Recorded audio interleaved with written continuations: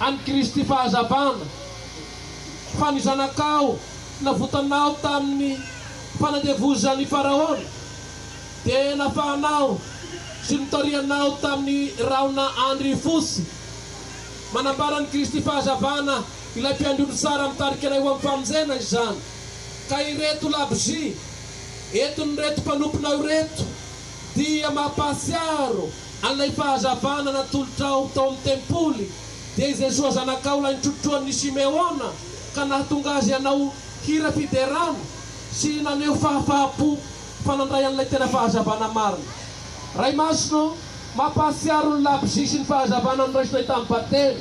Ireto labozy ka ignatananay reto ka miangavy anao zahay, miaso ny agnaranao masina zahay, souffrance amasina amin'ny anaranao ray. Zanaka sy fanahy masina, reto labozy reto, hamasino ihany koa zay mitondra azy haharitra ho zanak'Kristy fahazavana.